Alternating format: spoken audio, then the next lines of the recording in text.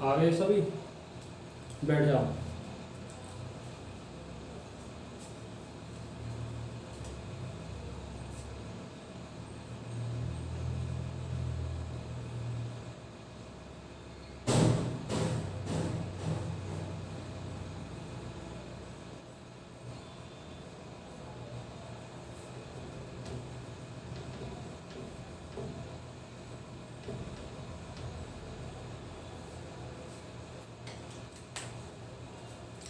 कल क्या बात कर रहे थे हम? कल देखा था हमने ऑर्गेनिक केमिस्ट्री की 5 यूनिट देख ली थी, 33 नंबर की थी। और इसमें हम यूनिट फर्स्ट की बात कर रहे थे, यूनिट फर्स्ट। और यूनिट फर्स्ट के 2 भाग थे, ए और बी। और बी भाग में, बी भाग की बात कर रहे थे हम। बी भाग का नाम क्या था? विभाग का नाम क्या था? Organic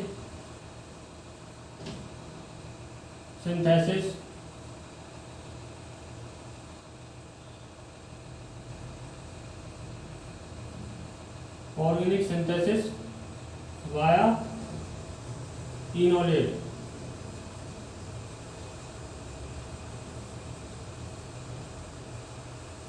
organic synthesis via enolate, तो इस यूनिट की बात कर रहे थे। अब इनोलेट क्या होते हैं, पहले तो इनको देखिए, इनोलेट क्या होते हैं।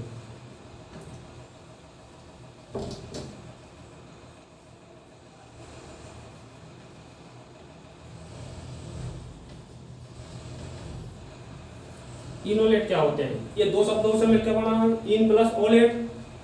और इन का मतलब होता है डबल बॉन्ड, इन का मतलब होता है डबल बॉन्ड। और ओलेट,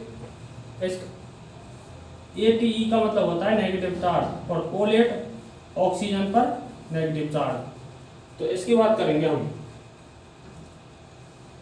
तो देखेंगे इनोलेट क्या होते हैं।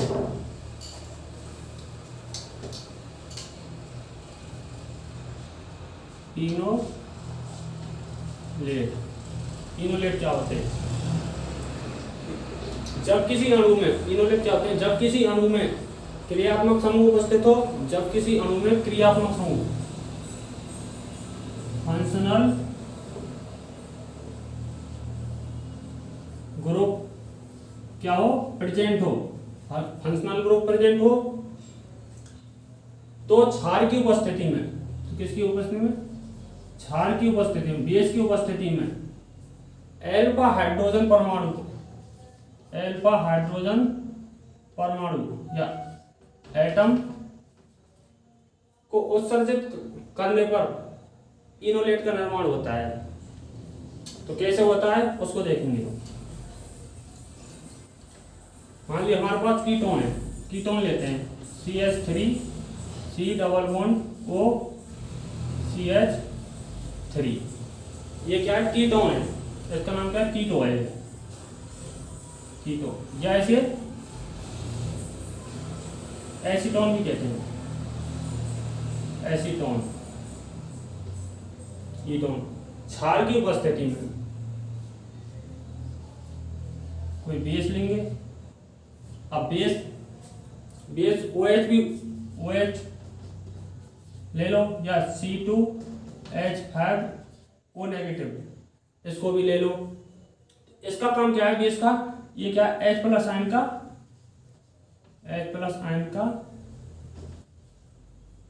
अट्रैक्ट करता है, H प्लस आयन को अट्रैक्ट करता है, अपनी ओर आकर्षित करता है।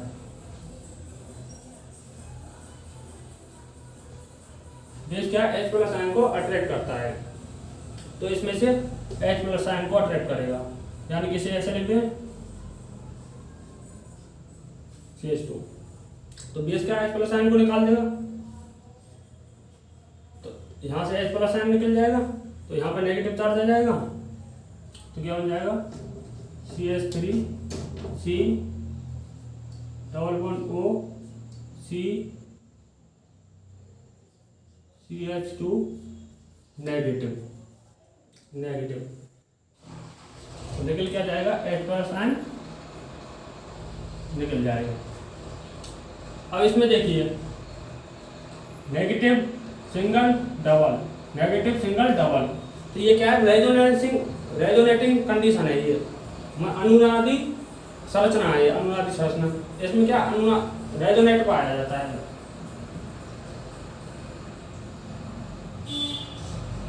तो रेजोनेटिंग इसके स्ट्रक्चर बनाएंगे। नेगेटिव चार्ज आपने बंद के इलेक्ट्रॉन यहाँ पर जाएगा, ये बंद के इलेक्ट्रॉन यहाँ पर देगा, तो क्या बन जाएगा CH3C single bond O negative double bond CH2, और इसे बोलते हैं इनोलेट, इसे बोलते हैं इनोलेट। ये होता है इनोलेट, ये होता है इनोलेट। तो उतार दीजिए, इसको उतार दीजिए,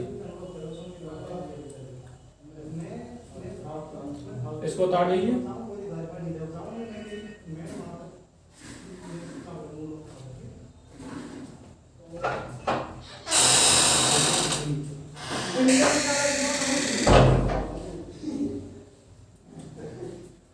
उतार दिया।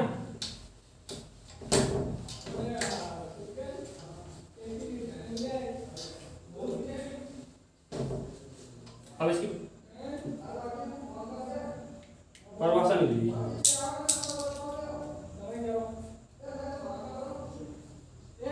जब किसी अणु में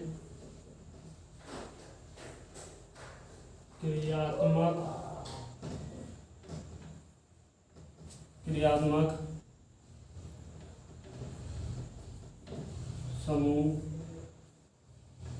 उपस्थित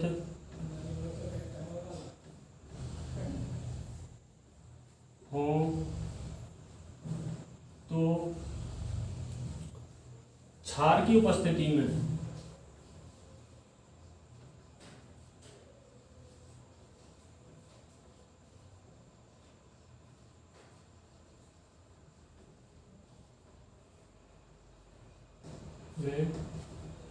अल्फा हाइड्रोजन को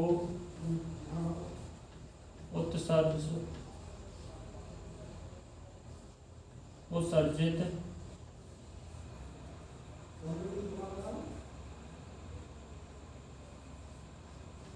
होने पर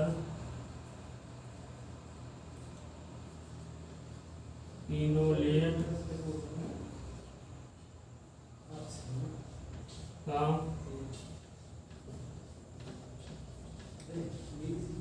निर्माण होता है।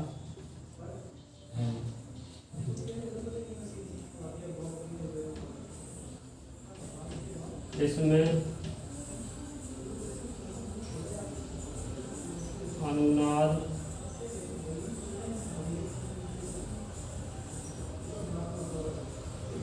पाया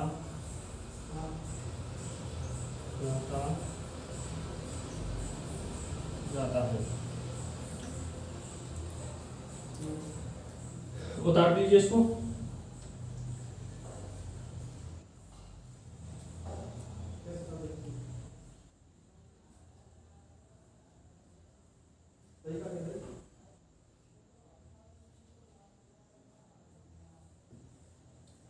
या ऐसे भी निकलेगी।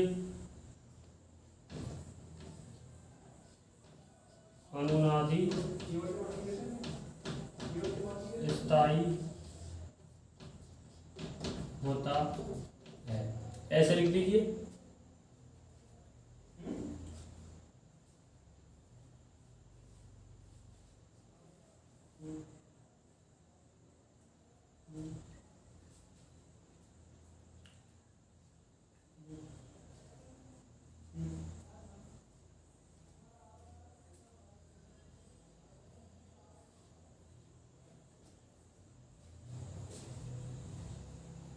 लिख दिया। चलो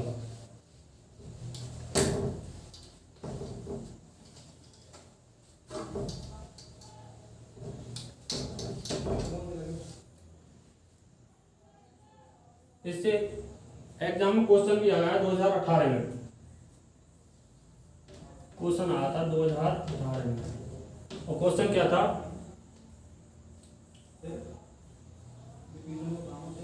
इनोल की तुलना में इनोलेट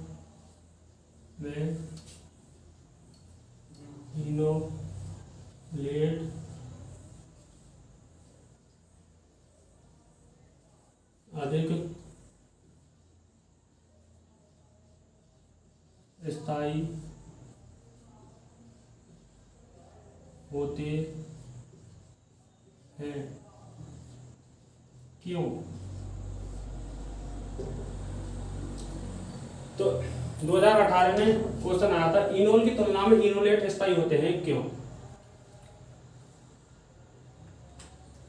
यदि इसका आंसर एक लाइन में देना चाहो तो इसका आंसर वैसे क्या है, इनोलेट में क्या है, इसमें क्या है, रेजोनेंस पाया जाता है, अनुनाद, ये अनुनादी स्थायी होता है, जबकि ये नहीं होता है, इसी कारण ये अधिक स्थायी होता है। तो इसको देखेंगे, इसे समझते हैं। चलो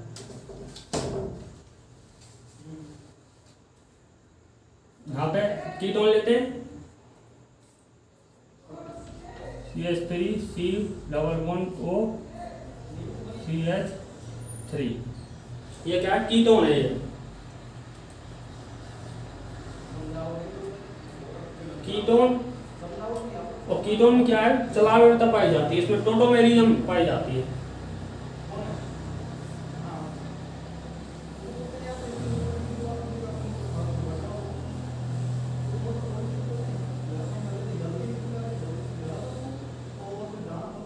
टोटोमर्स,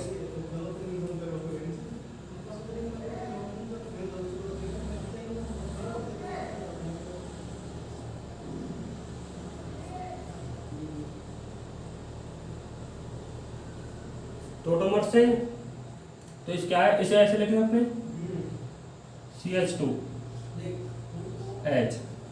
अब ये क्या है, ये अपने बंद के इलेक्ट्रॉन इसको देगा,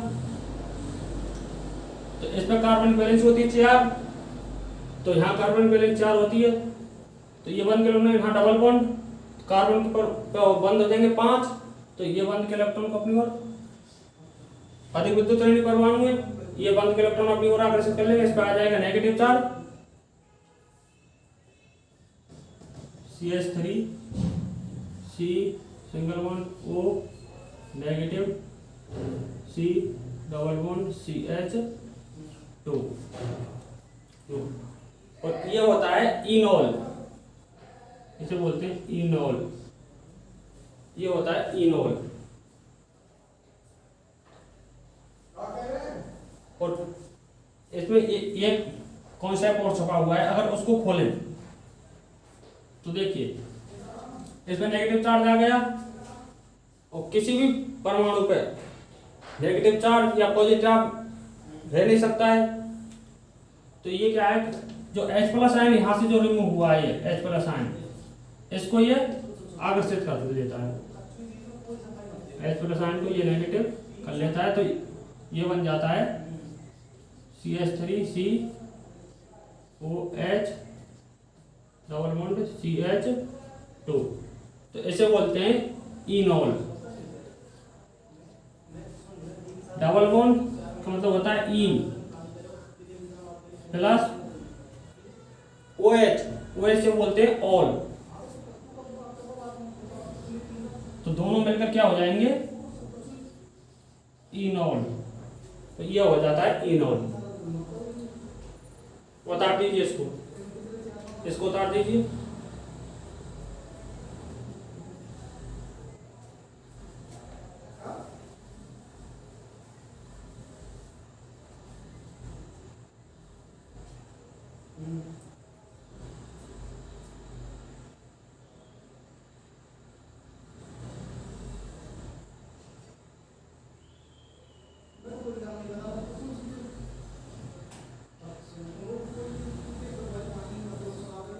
उतार दिया। अब इसमें आगे अब जो हमारे लिए ई नॉट प्राप्त हुआ है, इनोल, अब ये इनोल है, इसमें क्या है, इसका होता है डीप प्रोटीनेशन हो जाता है, इसका होता है डीप्रोटीनेशन। डीप्रोटीनेशन मतलब होता है यानी कि प्रोटॉन का निकलना। डीप्रोटीनेशन का मतलब यानी प्रोटॉन का निकलना। तो यहाँ से जो ये H प्लस आयन है, इसका डीप्रोटीन, ये H प्लस आयन निकल जाएगा, इसका हो जाएगा डी प्रोटीनेशन। तो यहां से H प्लस आयन निकल जाएगा, इस पर ये नेगेटिव चार्ज बना लेगा, तो ये क्या बन जाएगा, CH3CO negative double bond CH2, और इसे बोलते हैं इनोलेट।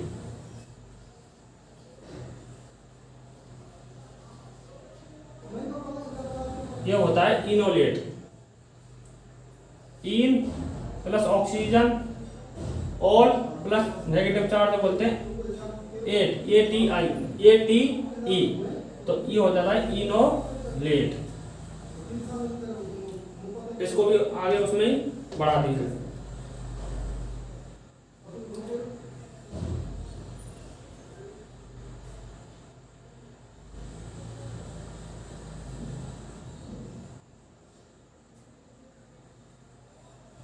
लिख दिया, बढ़ा दिया।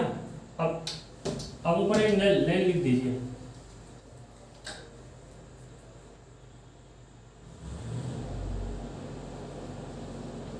इनोल का डीप्रोटीनीकरण,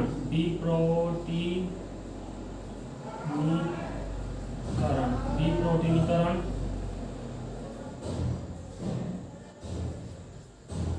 करने से इनोलेट आयन का निर्माण होता है। इस लाइन को भी लिख दीजिए।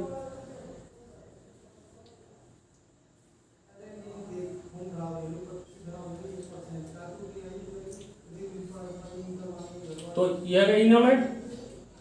अब देखिए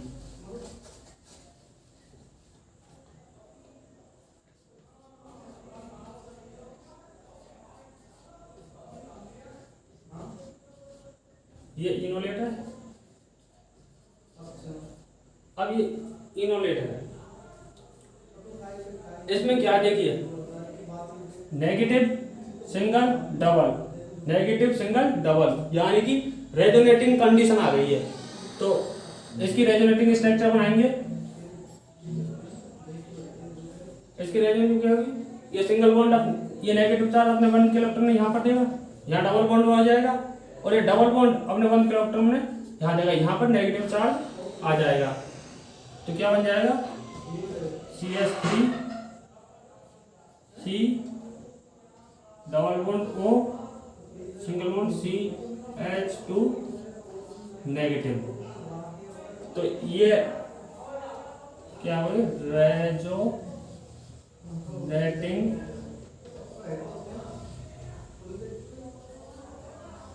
स्टेबल, ये क्या है, रेजोनेटिंग स्टेबल है। इसको भी बता दीजिए।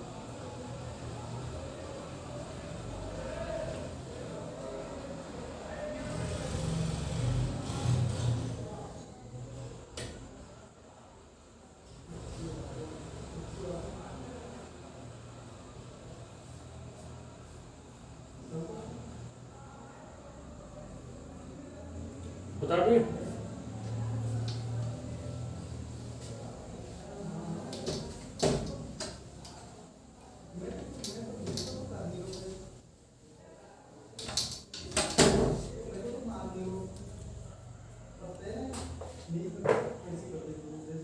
तो अब इसके हिंदी पोर्शन को लिख दीजिए, जो हिंदी, इससे नीचे हिंदी लिखिए इसकी। कीटोन में हाइड्रोजन के स्थानांतरण, कीटोन में हाइड्रोजन के स्थानांतरण के कारण इनोल का निर्माण होता है। क्या लिखेंगे?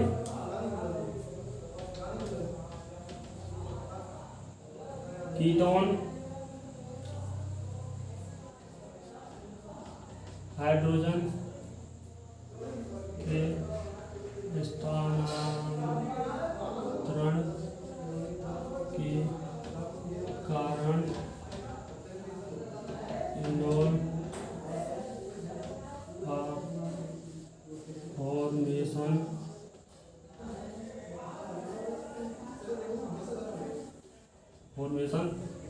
होता है।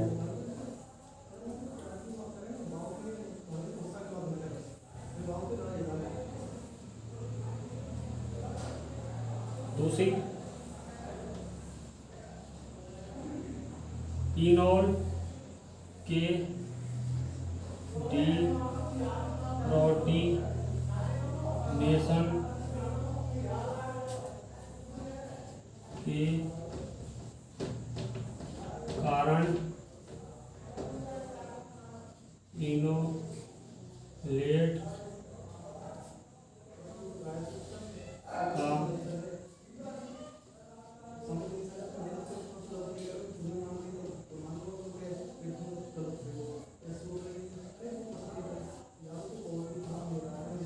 फॉर्मेशन होता है। इनोल के कारण, इनोल के डीप्रोटीनेशन के कारण इनोल का फॉर्मेशन होता है।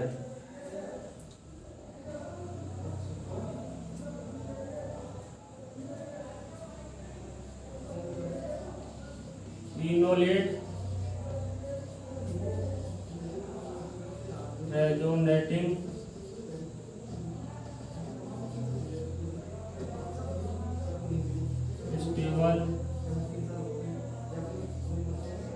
स्टेबल है, रेजोनेटिंग स्टेबल है।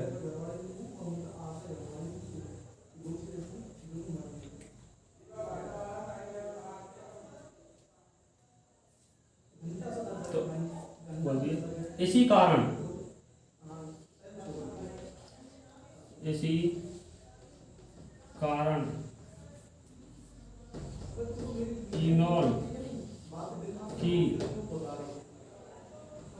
इनोल की तुलना में इनोलेट आयंस अधिक स्थायी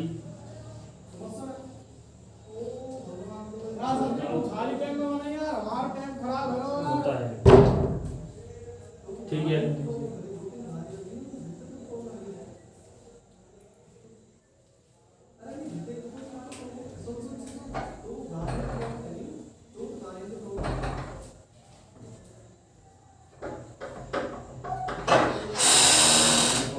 वीडियो में आने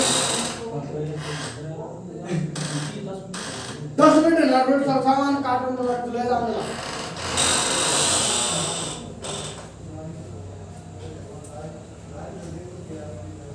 ये यार सब सीरियस काम चलेगा। लिख दिया? मगर सब्जी बनाया बस तो बन गई है। लिख दिया?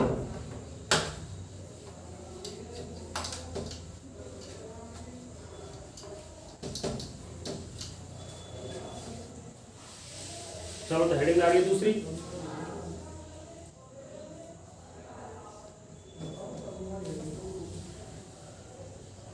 अल्फा हाइड्रोजन की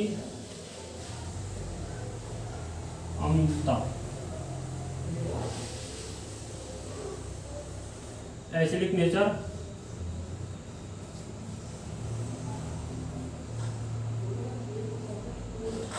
ऑफ अल्फा हाइड्रोजन।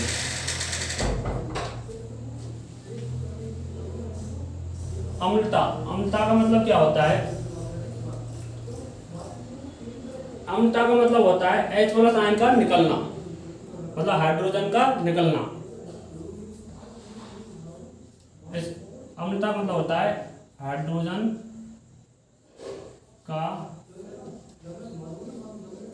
निकलना।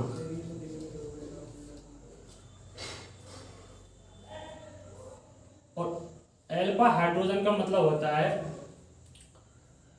फंक्शनल ग्रुप के पास वाले कार्बन परमाणु से हाइड्रोजन का निकलना। क्या है? क्रियात्मक समूह के पास वाले कार्बन परमाणु से H प्लस का निकलना, H प्लस आयन का निकलना। जैसे जैसे देखो ये क्या है, जैसे CH3 C11O CH3, तो ये क्या क्रियात्मक समूह है। इसकी नेचर क्या है? इसकी नेचर होती है इलेक्ट्रॉन विड्रॉइंग ग्रुप जैसी, यानी इलेक्ट्रॉन को अपनी ओर आकर्षित करता है।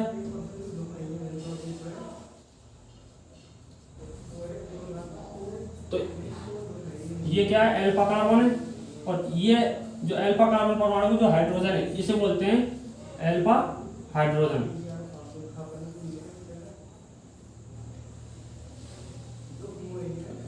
अब अल्फा हाइड्रोजन की अम्लता, तो इसको कौन कौन से कारक प्रभावित करते हैं? तो वे कारक कौन कौन से कारक की बात करते हैं?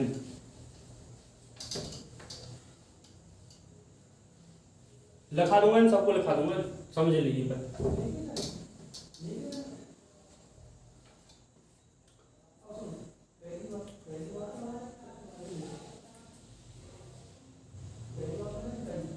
एक कारक तो होता है इसमें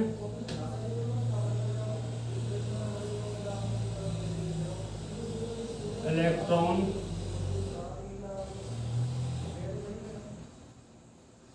विड्रॉइंग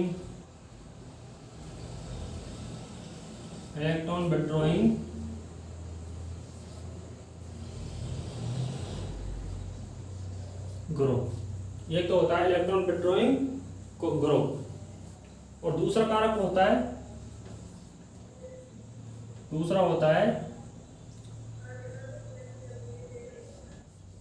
Ka।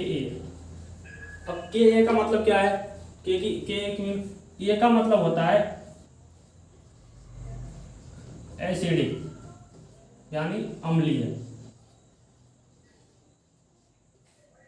और K का मतलब क्या होता है? कांस्टेंट,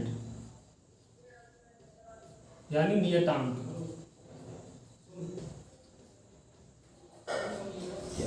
तो इसका मतलब क्या है? अम्लीय नियतांक।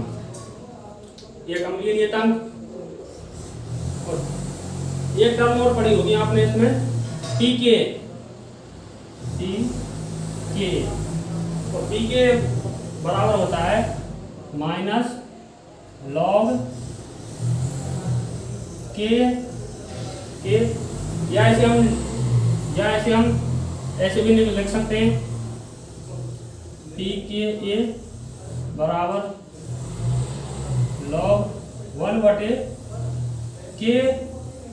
इसे ऐसे भी लिख सकते हैं, यहाँ पर माइनस है, यदि इसे हम लाएंगे तो भाग में चले जाएगा, K आ जाएगा। अब यदि Ka की वैल्यू बढ़ती है, यदि Ka की वैल्यू बढ़ेगी तो pKa का मान कम होगा। भाई Ka की भाग में तो अगर इसकी वैल्यू बढ़ेगी तो इसका मान घटेगा, और इसकी वैल्यू बढ़ेगी तो इसका मान घटेगा। तो दोनों के विपरीत होता है ये।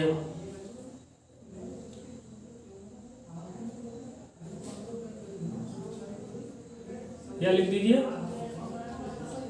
एसिडिक नेचर बढ़ रही है तो Pa का मान क्या होगा? कम होगा।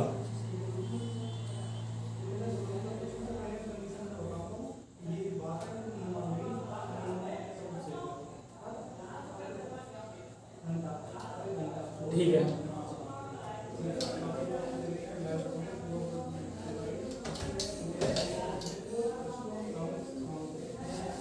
अब कल यहाँ से कल इसके उदाहरण देखेंगे, कल इसके उदाहरण देखेंगे कैसे अम्लीय प्रकृति घटती है, कैसे बढ़ती है, किसकी अधिक होती है, किसकी कम होती है, तो इसको हम कल देखेंगे।